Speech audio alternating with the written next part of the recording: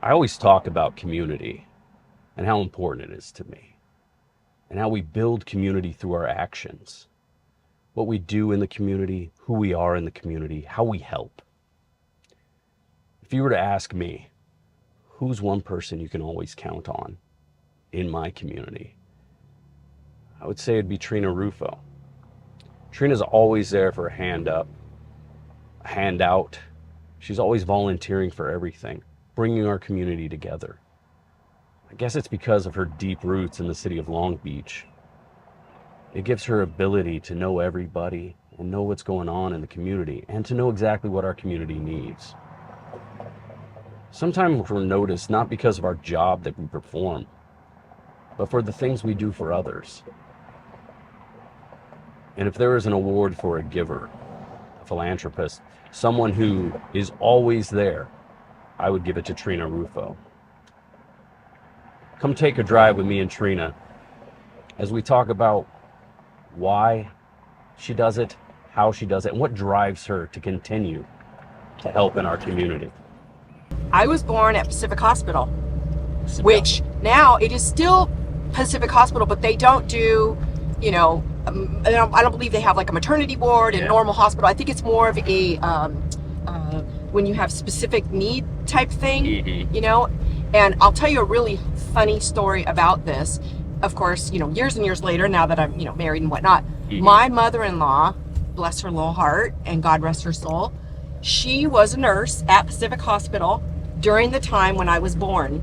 And when she found out, she said that she goes, oh my gosh, I could have been your mom's nurse. And then even more hilarious after that, when I was 6 and my brother was 5, we had our tonsils taken out together. Same day, together. At Pacific. She was in the children's ward during that time in the early 70s when we were there. And so it's kind of a joke in the family that she was probably my mom's nurse and probably mine and my brother's nurse. What if it was like you saw her face at birth and you were like, I like this face. I like her. I like this face. Yeah. And otherwise your husband wouldn't have had a chance. True. You fell in love with the face. Yeah. So you're Long Beach through and through. Through and through. Day one Long Beach. Day one. Born here. Yep. And originally, my parents, we had an apartment in North Long Beach, and it was on Pleasant Street, which is, North Long Beach. Yeah. And so then in the, towards the mid to almost the late 60s is when my parents bought the house that I grew up in and my mom still lives in today. Which is where? On Gardenia. Wow. Okay, so you didn't go far either. Oh no, because I live, if you make a left turn here, we're going to go by my house. Yeah. And my sister lives here too. She has a house here in the neighborhood as well. So there was never any like, oh, I want to go live here, I want to go do this. There was a short period of time where I lived somewhere else, but but it was a very short period of time in my life, if you want to say it that way. And so in essence, all 5 of our children were raised in the 90807. Nice. They all went to Longfellow. They all went to Hughes. The 3 oldest girls, first one started at Poly but ended up at Lakewood, then the 2 others followed thereafter. But our 2 youngest, which we only have 1 son, we have 4 daughters and 1 son. Wow. This is my house coming up here on the right. I can't say that I didn't know that because it's always got the really cute front yard. Oh, well, thank you. Well, let me tell you a story. And those stairs mean everything. Yeah. And then that's my mom's house right there. Right there on Oh my gosh. Right here on the left. This one. That is, you could throw a rock. Yeah, and we did when we were kids. Because the house that I live in, I used to play at that one. Like we all did, all the neighborhood kids here on Gardenia, we used to play there. So there was a kid in that house that you were friends with? They were older than us. Oh, okay. So there was kids in different houses on the street. And the house that we live in used to be all ivy. The people that owned it was the Whitmer family. They bought that land. They built the house. They planted ivy. So the whole side and front was ivy for over 50 years. Oh, wow. And we used to play. We used to have dirt clod fights, across the street. We get in trouble. We would play football in the middle of the street. But it's funny because when we ended up buying the house from the family, we made a conscious decision to take our time to decide what we wanted to do with the yard. Yeah. And well, you can tell there's a lot of thought to it. It's like before, it's almost like there was no entrance. Yes. Yep. And so we made it kind of a more welcoming entrance. Yeah, it's definitely way more welcoming. I love that. But one funny little thing, when we went to tear out that ivy, we found all kinds of toys in there that I'm pretty sure belonged to us, and it could have been from the owner's kids too, because they were that era. Yeah. And I have all of them. Oh, that's awesome. Yeah. And so my friends that I grew up with in the neighborhood that are still living here, I told them, they're like, what? I said, yeah, these are probably yours and, you know, so-and-so's toys. Just a little time capsule you didn't know about. Exactly, yeah, in our Ivy. We had this in this car, the air conditioning vents were in here, and I pulled it out, and there's those little lead toy soldiers. Oh. So, and I remember when my grandpa, he gave me a lead toy soldier making kit. Yeah. So there's probably something going on up here because a lot of melted lead. Just saying. Saying. So you had an all-American childhood here in Long Beach. Pretty much, yeah. Which is pretty exciting. Yeah. I mean, when we were young, my dad worked for the Long Beach Water Department, emergency services for 16 years. And was it right there? Right there. So he would walk. We would sometimes wait for him to walk, you know, home. But he had the truck, you know, and back then it was blue and white. I know they're different now. They were blue and the you know, the 1960s style. Pretty much, I don't think that they converted to, you know, newer trucks till later. And so he had that, and my mom, she stayed home, and she actually babysat for other people's children. My brother and my sister and I, we all went to St. Barnabas. Yeah. And then there would be what they called yard duty. So my mom would come and help, like certain moms would come during like recess and lunch and do yard duty, and she would bring whatever child she was babysitting with. And then that all changed, you know, right before 1978 when my parents decided to open our restaurant. Yeah. Which it's holy moly now. Yeah, I'm glad you brought it, because that's all in the neighborhood. It's all here. So like when you're talking about you and community, your family is entrenched in what was here. Very much so. So both my parents worked for the city of Long Beach for many years. My mom, after my dad retired and the restaurant was sold off, she worked for the city of Long Beach in the city clerk department. And she retired from there. So both my parents have that. My sister has stayed here. My brother is the only one that didn't remain in Long Beach. He lives in Northern California. No, we don't talk to him. No, we do. I don't talk to him. No. But with his career, you know, he's there. But you know, he gets a pass. Yeah, but he's here. He comes here multiple, you know, times a year. He was just here actually. Nice. He was just down.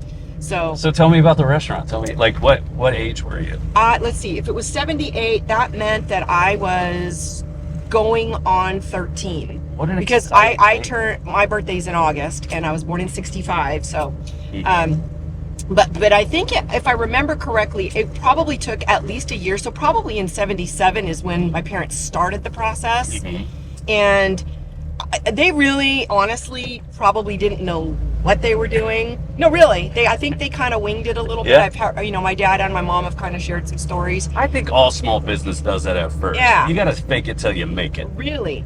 And, you know, it was a lot, and we all worked there. All of us did. I mean, I scrubbed, I washed dishes, I folded pizza boxes, I made sandwiches. And this is what else is kind of funny. Back then, Boeing was McDonnell Douglas. Yeah. And my parents made a decision that we would never do home delivery. Okay? I know, sounds weird, but this was their thought. God forbid, because we hired kids from the neighborhood. Yeah. If something were to ever happen to any of these kids, who some of them were our friends from, you know, St. Anthony, which is where we went to high school, they just could never deal with. My parents would feel horrid about that. How was that experience, like that feeling of being a 13-year-old? Because that's a very impressionable time, right? Yeah. 13, you're worried about what everyone else thinks and stuff. Yeah, it was like, you know, I thought, well, cool. My dad and my mom made a decision, and this is what it's going to be. But we did deliver to McDonnell Douglas. Oh, yeah. And so we had to learn the gates, because we would get these enormous orders. And my parents had this yellow Dodge van that was the van for we called it the Deli, Mario's Pizza Deli. I love it. And so we would have these huge orders. Most of the time they came in on Fridays. People would be lined up, I'm not exaggerating, out the door. We had people lined up out the door. It was crazy. I just remember those years. And so even there were times when I had to go make the deliveries. And this is back when we're not taking credit cards. My parents took cash and checks, which they learned checks sometimes get bounced, dealt with that. Yeah. But they were old school in that way, you know? And so we did that for many, many years. And I think that's something we need again. I need Mario's back. Can I tell you a story? Yes. So there is a magazine called LB 908, which I'm sure you're aware of. And recently they did this. It was almost like a March Madness thing that had to do for with the pizza. Yeah. So I contacted them because I advertised in there as well. Anyway, and I said, hey, it would be kind of fun for me to kind of put a picture of my family from our restaurant and wish everybody the best of luck. And so I did. Well, I ended up getting an email from a customer. Oh, wow. I haven't even told my mom this. Oh, man. A customer from the restaurant who didn't know that my father had passed away. It'll be almost on the 26th of the month. This month, it'll be a year since my father passed. But he just shared with me one of the sweetest stories, and it was so emotional for me when I got that message from him, and just talking about, you know, when they came here and it was their place to go, and they moved by Somerset Park, and they always loved it, and they were really bummed when it wasn't Mario's anymore, and my dad would sell them these great bottles of wine and all of that. And then after I had emailed him back, he sent me a card to my office because he didn't know my father had passed. It was just so sweet. So it just shows that businesses become family. They do. And like, just going to a restaurant, like I go to my restaurants, it's funny how few of them I go to. Yeah. I just repeat the same ones because We it do feels too. like family. Yes. And it feels like, hey, me coming in here to spend some money is me helping my friends. Yes. And I mean, and I can't eat tomatoes, so I always have to go to a certain pizza spot. Sure. And Dutch's, shout out to Dutch's and their white knight pizza. Yes. Because I can eat the white sauce. Can eat that, yeah. That's fantastic. But it goes to show that you're not just a business in a community. Right. You become more than that. You Right. become an essential part. You become memories. We do.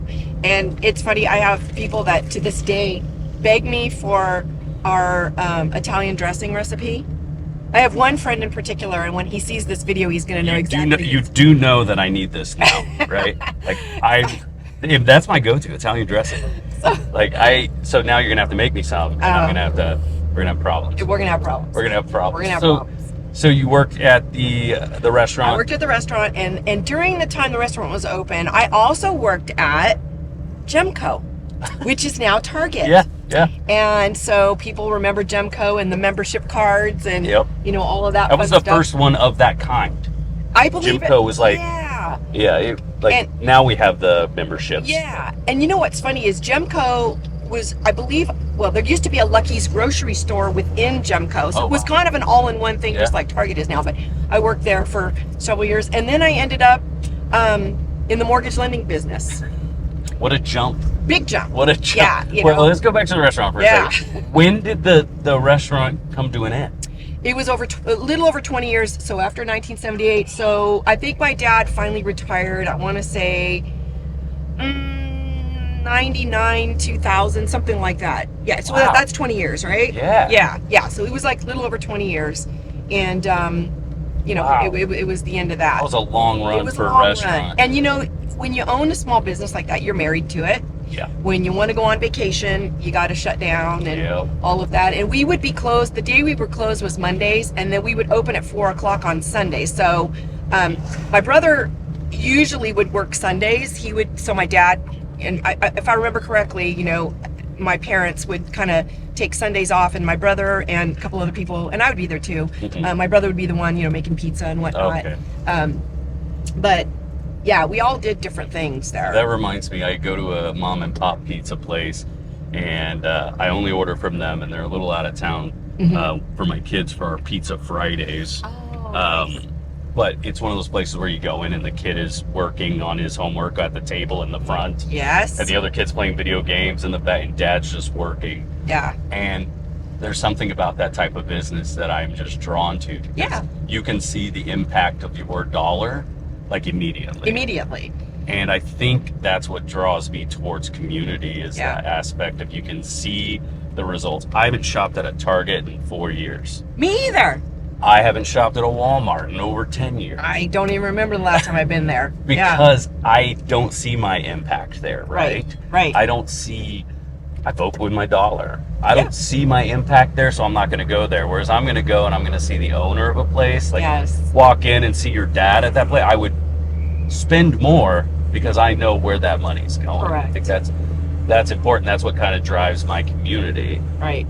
And so you have always been in the community here. Yes. What was your next step after working at your dad's shop? Yeah, I mean, there was a period of time I was, previously married to somebody else, and that. I'm not over it yet, though. Oh, it wasn't. Oh yeah. Okay. And that family, had a restaurant as well, a different genre of restaurant, and so I owned a different restaurant for a period of time in Long Beach. Yes. But after all of that was said and done, and that's, my life changed dramatically. I became a single mom with 3 little girls for 7 years.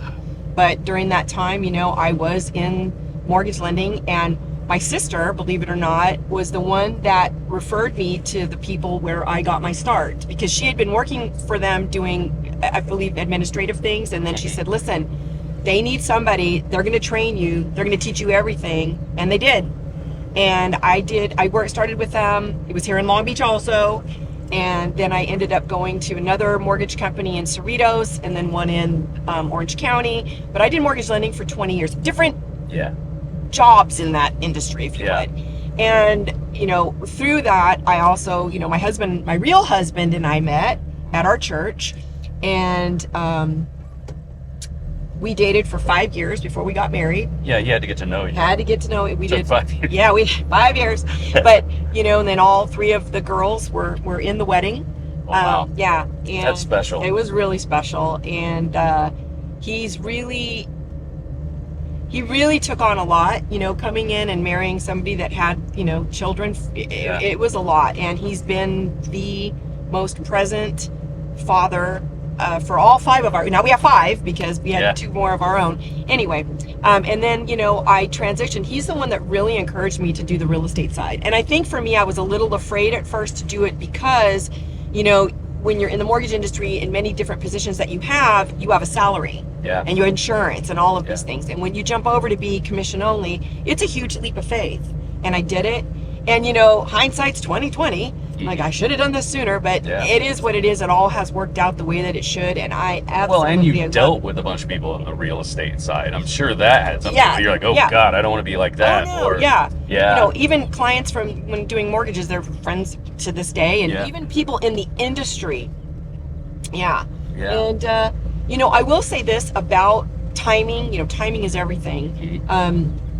My husband, he worked for Southern California Edison, and he did land services, kind of a real estate type thing. And in 2016, unfortunately, he was in an auto accident that has left him permanently disabled. At work? He was on his way to work. He was on the 710 and got rear-ended and suffered a traumatic brain injury. But being in the industry that I am in, it worked out perfectly, because had I had like a 9 to 5, I'd have been fired because of all the medical appointments, all of the appointments because he couldn't drive for 6.5 years. And here we have kids that are still in school, you need to be places. Drive drop off, pick up. I'm a full-time realtor dealing with all his medical stuff, all of those things. So it all worked out for me to be in this industry. And it really is, I love serving other people, and this is my way to serve people. Yeah. Because street work. Yeah, street work. Street work here in Long Beach. Doing it. Love it. So that's well, that those struggles and those trying times, I mean, I find with me,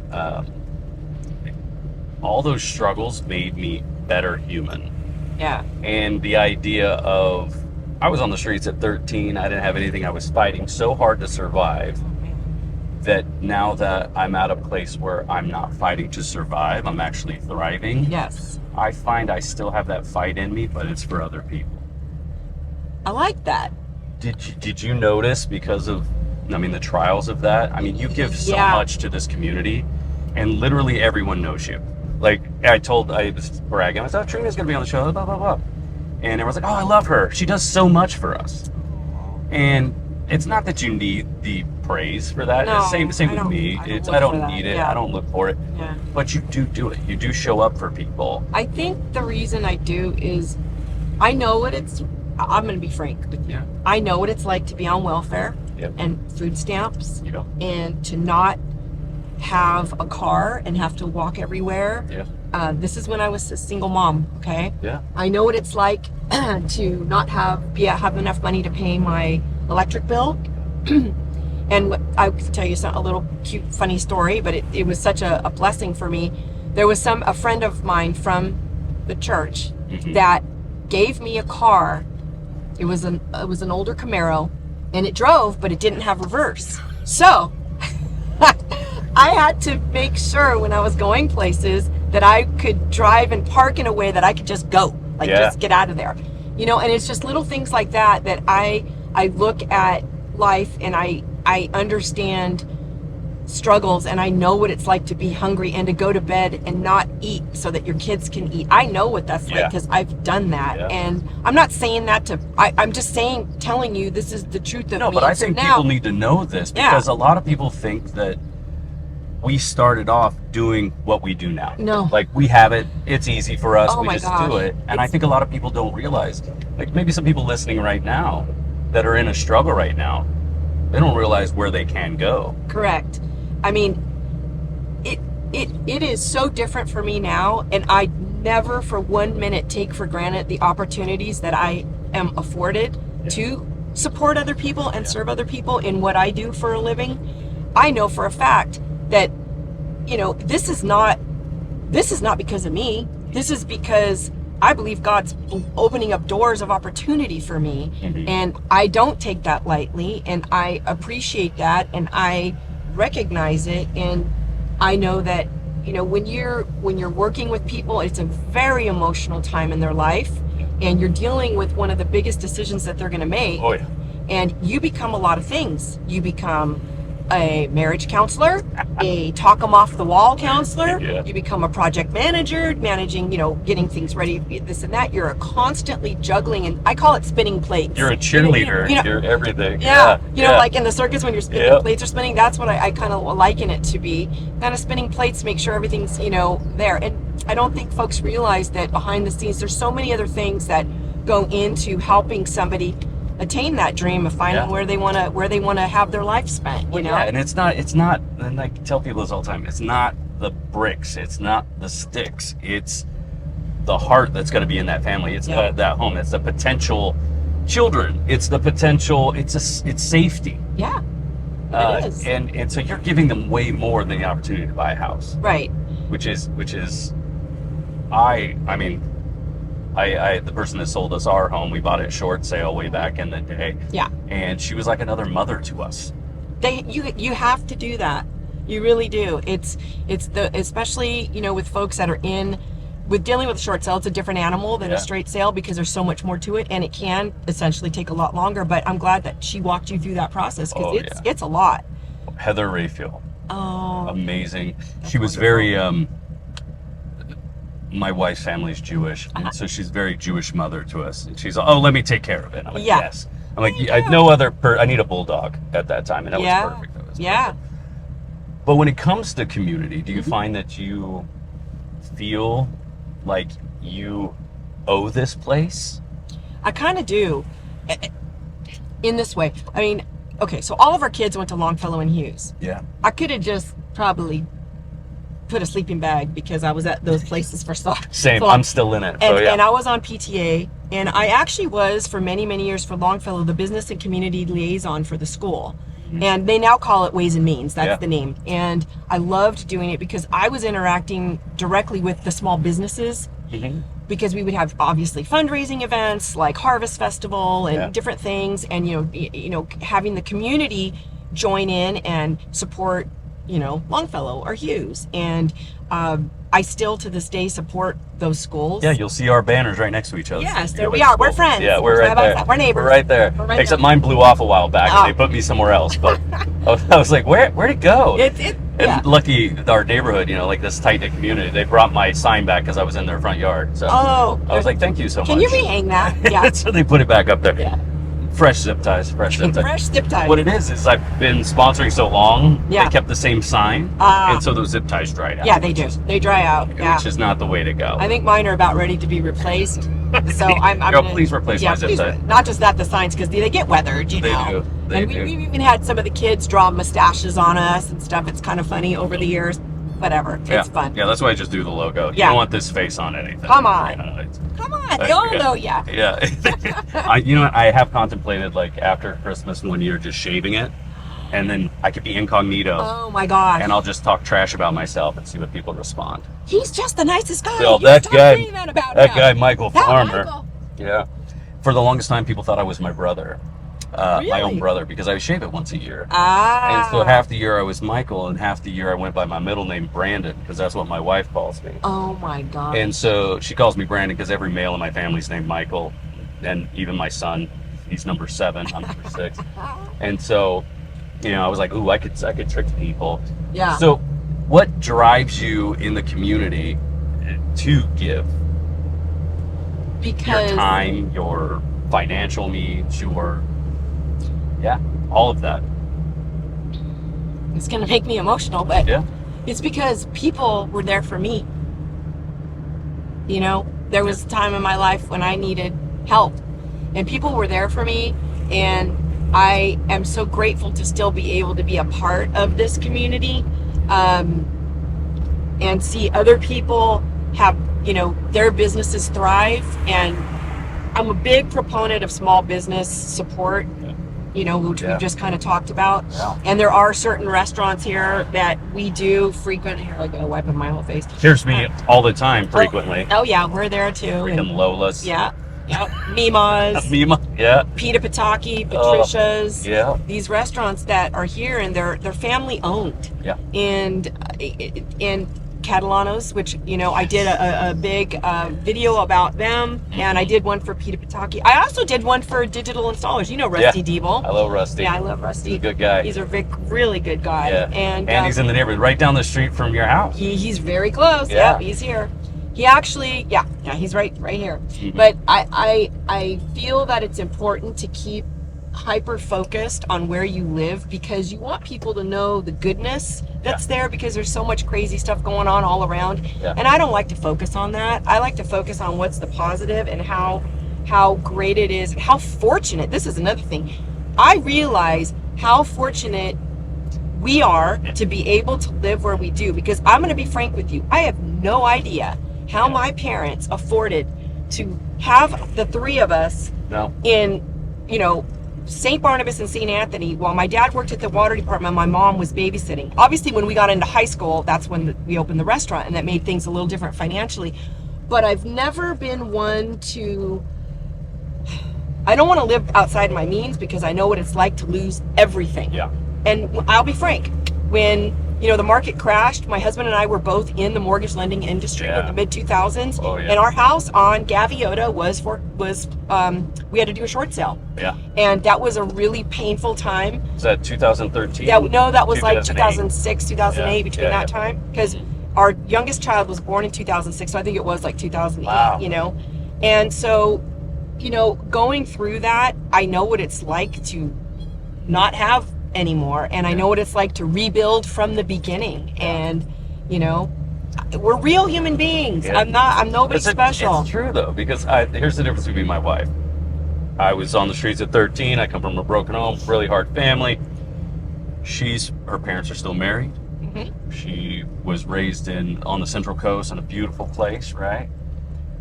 We have arguments when it comes to philanthropy and giving. Okay. And it's funny, because I think it's because I've been nothing. I can go back to nothing, and I know I'll survive. I don't think she has that. So I think there's a difference there. She is the most giving person ever, but we are strategic with who and how we give. How you give, sure. Because we want to make sure that the background of that organization, or we don't want the money to go to the people sitting on the board. We want the money to go to the people that it will really, really help. Yes. Yep. Which is hard, because a lot of people give and they don't realize, 70% of this will go to the group, not the people. Yes. And so we gotta look carefully when it comes into stuff like that, because for me, I would much rather give it directly to the person, right, or directly to the group that it's gonna help the most. We're the same. Yeah, it's difficult nowadays, because people hide behind different things, and like that Cars for Kids thing just happened, and so now it's banned in California because it wasn't cars weren't going to kids. How are you going to sing a song about cars for kids? And I'm sorry, that song was the most annoying song I would make I even know the phone number. I'm not gonna promote them, but I can sing. I hated that song. I was like, change it. So we got to be careful in our philanthropy and stuff like that. And I think that's why I give more community-based, because community, I see it. Yeah. I see exactly what we're doing that's going to promote those people. Right. And another thing, sometimes it's not cash. Sometimes it's our time. Exactly. Giving your time, boots on the ground, being there and helping, doing things. You're doing the video work to promote all the local spots. Yeah. Right? Like that is so important, because you're shining your spotlight on someone that needs it. Right. Because I know what it's like. My parents knew what it was like to, when you struggle, because you are it. Yes. So trying to help get them, more people in the doors, important. And helping, the other little things like in the community that I've always enjoyed doing, like the historical home and garden tour. Yes. I have been a docent and a house captain multiple times over many of the years. Which is coming up. We just need a couple more houses. I wasn't sure which date it's going to be, because I had it on my calendar and I knew it got moved. It's going to be next summer, but got it. We're still collecting houses. Okay. But it's a great thing, because that gives back to the historic neighborhood, which is phenomenal, and it helps all those people that do it out of the goodness of their heart as well. And people need to understand, what a very unique and special neighborhood this really is. Oh, yeah. And look, as we pass Tara Riggy. Hi, Tara. Hi, Tara. Mwah. We're good. Look at you. It's our friend who's been now on 3 podcasts, Tara Riggy, because she keeps showing up. Hi, Tara. You want to get in the car with us? I know, I would love to. It might be just because we're driving past your house constantly. I know, I love when I see your car drive by, it's the best. Love you. Bye, Tara. That's so hilarious. She's got the boat out too, so I'm really excited. Oh, I'm gonna trick her into taking me out on the water. Go out on the boat. Yeah. So that's another thing, is like we know these people in the community, like Tara right now. She's running for city council, and we love her. And I love everything she does, because she stepped back, but she is president of the Cal Heights Neighborhood Association. She is. And all that work they do, and that's like one of the groups that I'll support. Right. Likewise, that's what I support. They use my building all the time for the home tour. Yeah. They use my parking lot to kind of stage everything. Yeah. I become the bathrooms, which is crazy. Oh boy. There's a lot of people going through my bathrooms, but it becomes you become more part of the community. Yeah. And the more, and this is what's great, the tighter you get with the community, the more you do. It's true. Yeah. That is true. And, being involved as I was at, really involved at Longfellow. When the kids got to Hughes, it was a little different animal. Yeah. But all the moms, and it's funny, I found that there's this core group of parents, which are always the ones that seem to have the time or allow the time or however you want to say it, to be involved. And so there was this core group specifically at Longfellow for many years, and did a lot, planning and helping and fundraising and all of that. And then many of those parents, their kids went on to Long Beach Poly, which is where our kids went. And we were involved. We were involved with cross country. Our son ran for 4 years. Our youngest child, Gia, was also on the team, but because of medical reasons, she didn't run, but she was part of the team.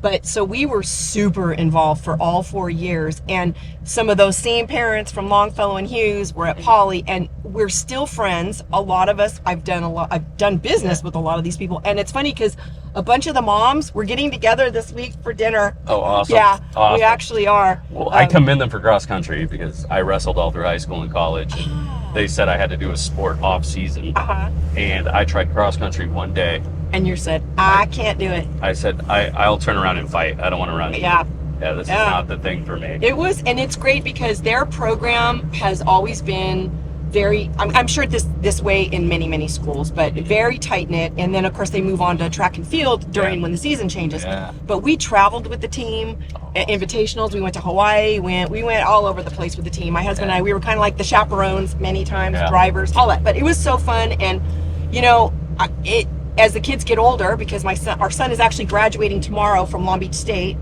so you go through these grieving periods, and we grieved when that ended with cross country because it was a family, really, and our daughter's 2 years behind our son, and so it was funny.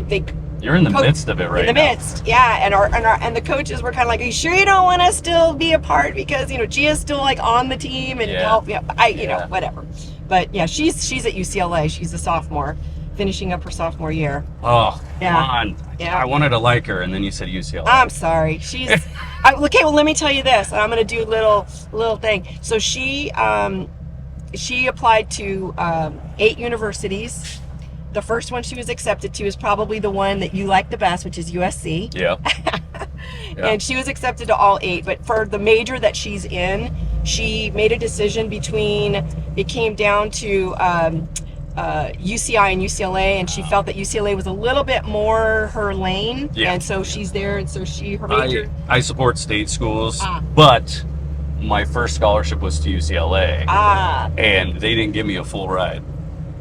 If they would have given me a full ride, I would have been UCLA all day. Sure. All day. So, sure. I, as a poor kid, you understand that stuff. Yeah, that's right. My favorite, Dave's Burgers. Oh, it's been here. I mean, I'm telling you, I don't even know what year they originally opened when Dave was there, but I remember going there as a kid. My dad, when he worked the water department, they would go and, right down the street. Yeah. Yeah.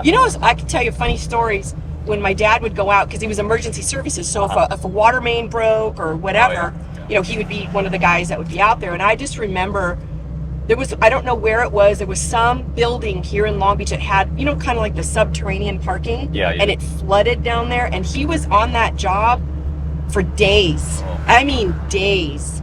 And I just remember, where's Dad? And he would come home, but he'd have to be right back out. I mean, long hours. And then, funny thing, I don't know how he found all these things, but one day he came home with a gumball machine, the kind you put the penny in and turn. Yeah. And then one day he came home with a pinball machine. And then he came home with a pachinko game. Yeah.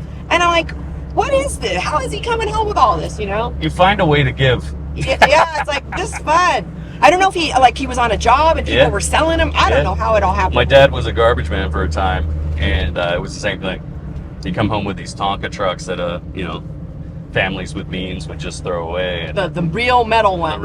I have scars on my hands. Yes. From them. You probably needed a tetanus shot. I needed more than a tetanus shot. Yeah, that lockjaw will go away, so don't worry about it. Someday.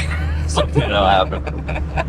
But it's those, those fundamental things I'm sure that your dad did for you that, in little ways promoted your spirit of giving. It was kind of fun, yeah. You got something going on here in the near future, though, that you're doing for the community, right?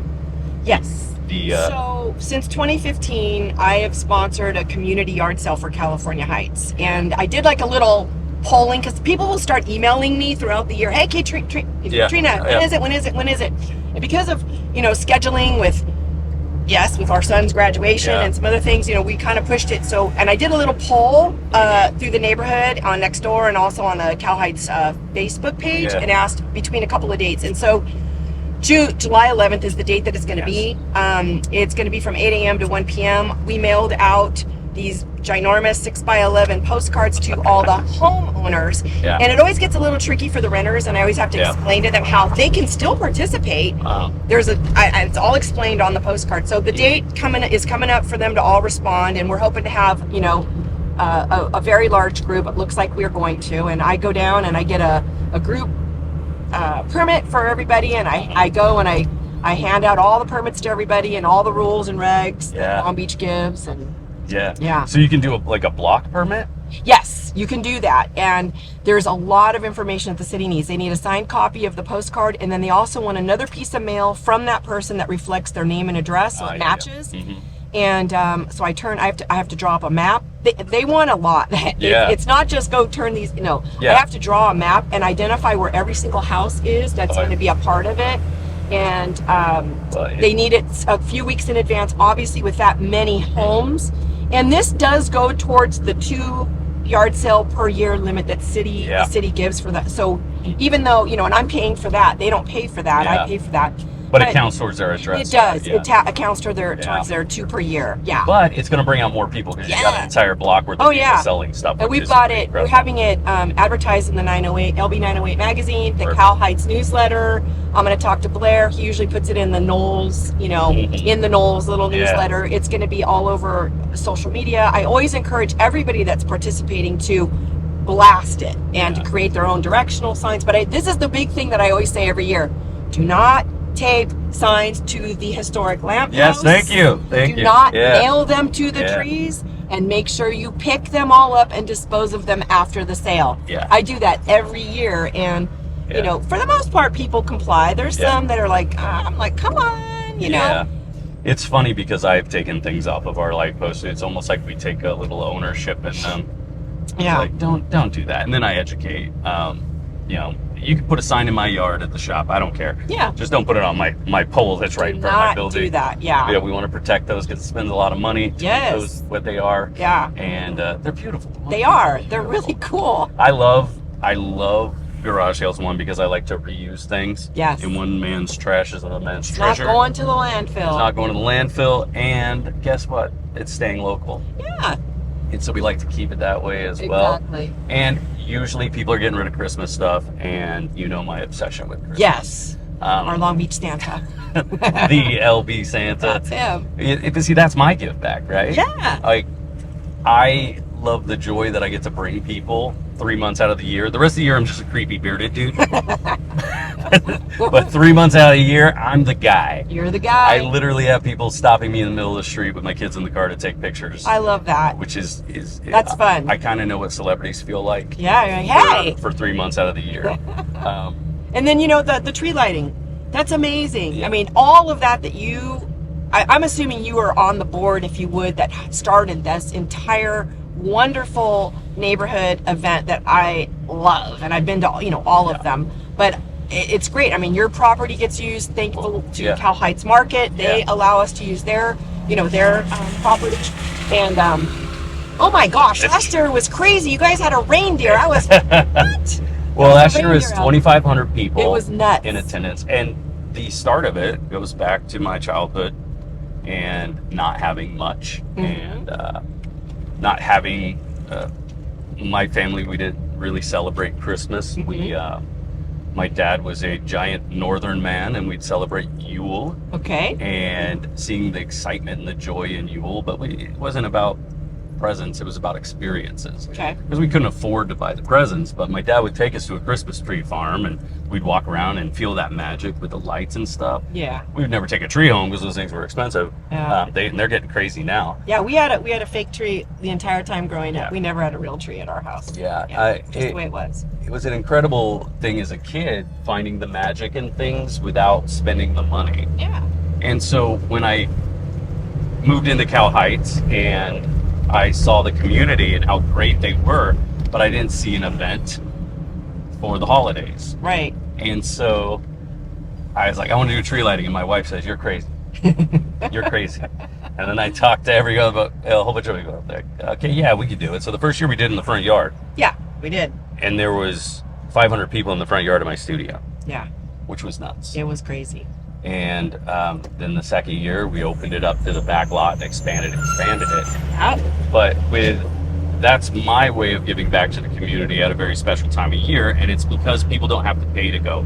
Yes, it's free, and there's a lot of great, which I saw, a lot of great neighborhood vendors that come, and it gets a little more word out about them. And if they have a brick and mortar place, like, people will know about it. And if they don't, then hey, that this is a local person that, makes, whatever it is. Let's say it's, sweaters or whatever, that's great. And last year when we were there, I was really watching people, and it was just smile after smile. People were just excited to be there. And I know that there's some changes this year, right? We're going to do a little something different. Are we allowed to talk about that or not allowed to talk about that? Well, there's always changes. Right.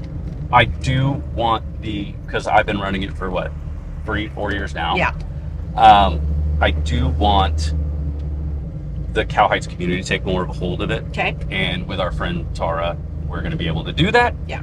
Because she's president of the neighborhood association. Yeah. So we're going to be able to mix with them more. We want them more involved. We're also going to change it up so more people can enjoy it. Right. So it's getting bigger. Right. What I would like to see changed up is the bureaucracy and red tape that the city has to do. It's a lot sometimes. I do know they're working on, if you have a brick and mortar store and you're doing a pop-up, you don't have to get a fresh permit, new thing like that. Oh, okay. I don't know if it's going to be passed, but as you know, we pay for all those vendors to be there, because through the city, you have to pay to be a vendor at one of these events. And it's usually $150 a person. Wow. So all those small businesses, we want to promote them. Yes. But I don't want them to have to pay to be there. Yeah.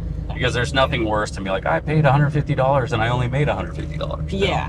I want this to be there, getting out of the red into the black. Yes. During that time of the year, especially. Yeah. Yeah. And so we want to really promote them. Mm-hmm. And what you do for us every year is you help us financially with that. So there would not be snow. There would not be 10 tons of snow, I tell you that, at the neighborhood tree lighting without you. Even though other people want to put their name on that. But I'm not going to say anything. Oh. Other people want to say, hey, I want to sponsor something. Like, well, no. Yeah. But that ability to give back comes straight into how you do it, right? Yeah, that's my way to have this event, which I see gives so much to our neighborhood, and people from other neighborhoods come here because they're like, what? Yeah. They're having that? Yeah. That's great. And all the kids that get to come and play in the snow, and I don't know if you're gonna have a reindeer again, but last year was crazy. I just kept walking by going, I can't believe there's a real reindeer here. That was one of my dreams, is to have a reindeer. Right. And I fulfilled that dream. Yeah. That reindeer was very old. Aww. That reindeer was up there in years. Aww. She was wonderful. She was wonderful. Just so you all know, all of Santa's reindeer are female because they work harder. But it actually, because the female reindeer don't lose their antlers in winter. Oh, Only the so males that's do. why. Okay. So yeah, I didn't know that. A little Santa trivia I for love you. Santa trivia. Santa trivia for you. So what's the date of the garage sale? It is July 11th. Yes. Perfect. And we have a due date for everybody to turn their stuff into me. It is coming up. It's going to be June 10th. I need everything because the city, they put the guidelines that they need all this stuff weeks in advance to have time to sort through, especially if we're going to have over 50. We're hoping to have way more than 50 homes. It's incredible. So anybody that wants to be a part of it, if you didn't get the postcard and you live in Cal Heights, if you rent, you can reach out to me. I can explain to you how you can still be a part of it, what I need from you. If you lost the postcard, whatever, just reach out and I will help, because we want everybody that wants to be a part to be able to do it. And we need you to do it because, as we found out this weekend, the city doesn't mess around, and the city canceled a event. They did. On Friday. Yeah. Although they worked with that group until the last hour, trying to get everything in. Yeah. But the city's hands are tied Yeah. with all the bureaucracy they created. Yeah. But I'm going to put this out there. Hey, Rex, bud, let's make it easier for people. Yeah, definitely. And you need to come in the car, Rex. You need to come with a drive, because I got some questions for you. Yeah. I even had to deal with the city when I was promoting the aquarium of the Pacific.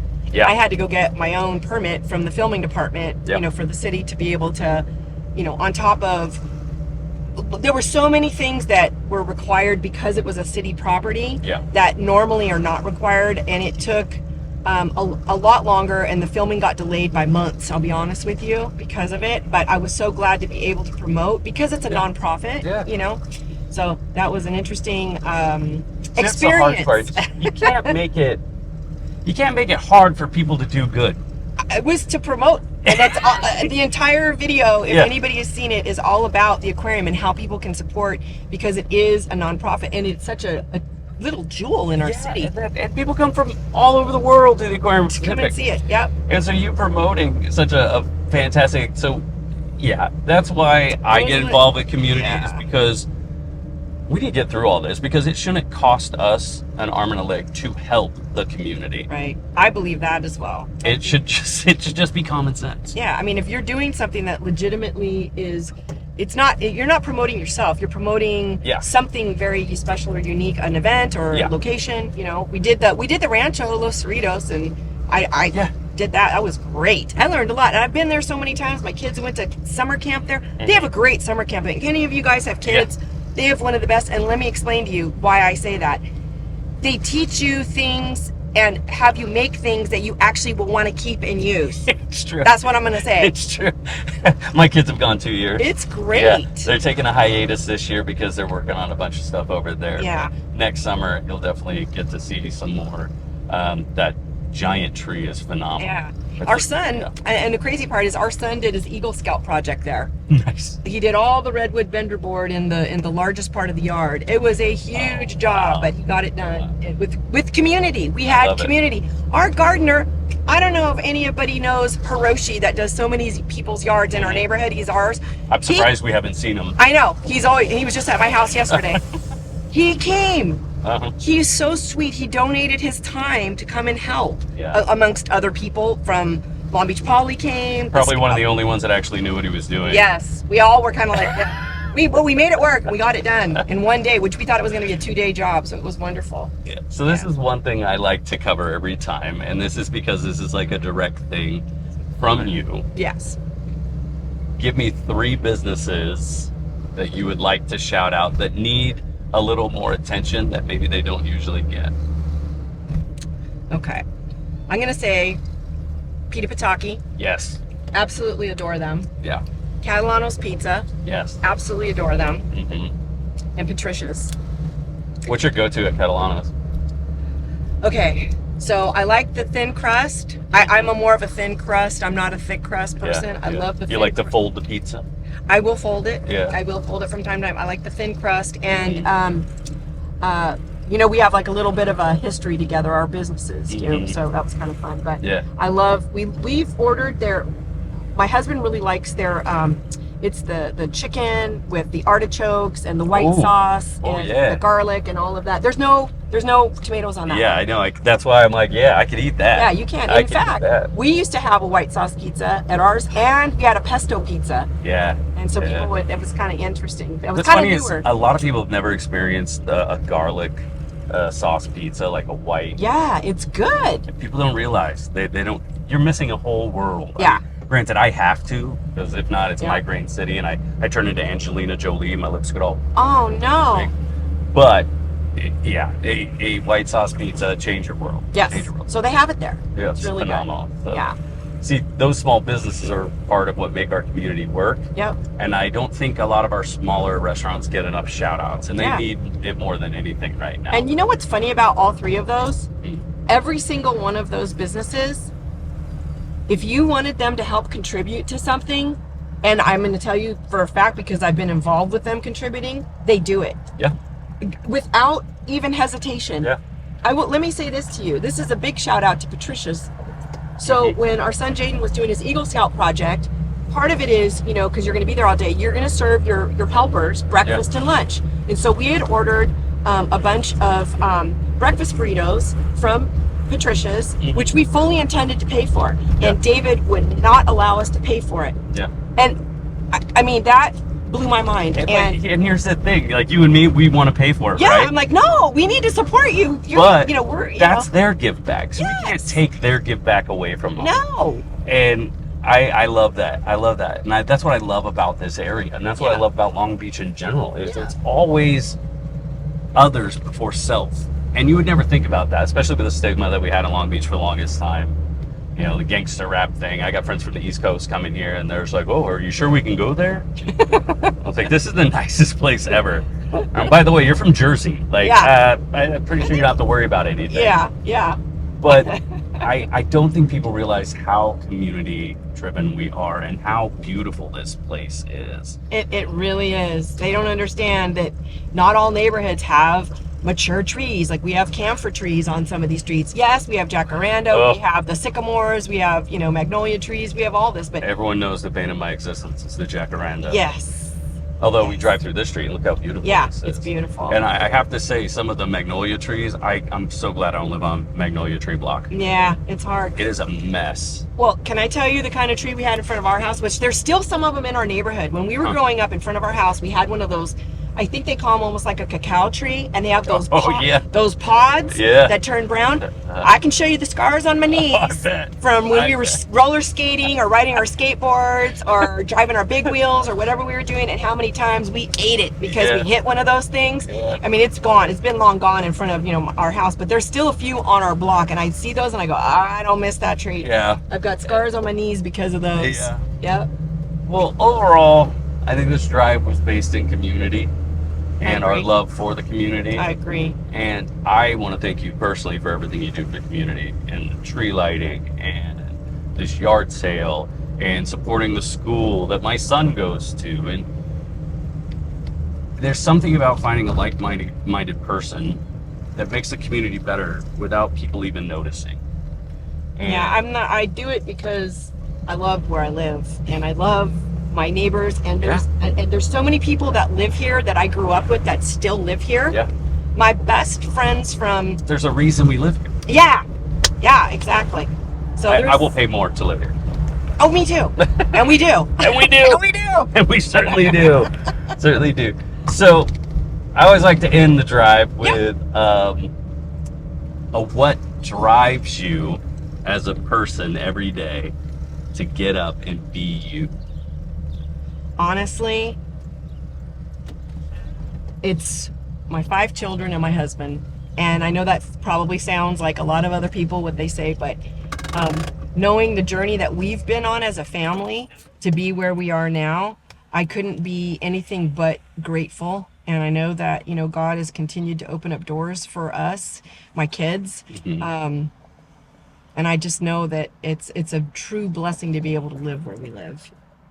I say that, and I mean it with all my heart. Obviously, I'm still here, and I just want, I don't know. I just love where we live, and I don't want to ever leave here. So in a world, this is a last question on that, where people in churches aren't acting the way they should be. Mm-hmm. And you're a person of faith. How does it make you feel to know you're doing the work and you're doing what you should be doing? I mean, none of us are perfect. No, absolutely not. But how does it make you feel in a world where people are using your faith as a weapon and not as a tool to help? It's really sad. It really is sad. And that is not what it was meant for. No. And I know that I have to answer. I'm going to have to stand before God one day, and I'm going to have to answer for things I did or didn't do or said or didn't say that I should have or shouldn't have. Mm-hmm. And you do things quietly. You're really supposed to do that. You're really not supposed to go, hey, look what I did. Yeah. You're supposed to do things quietly. You're supposed to pray in private. Just pray in private, and you're supposed to do things quietly so that it blesses people without others knowing. It's not for your glory, it's for His glory. And I do not do what I do for accolades. I do it because if this is my way to serve others, if this is what I was called to do, then this is what I'm going to do. And I don't treat people differently. I don't care who you are, where you're from, because who you love, whatever it is. I am who I am, and I just want to be a reflection of the truth.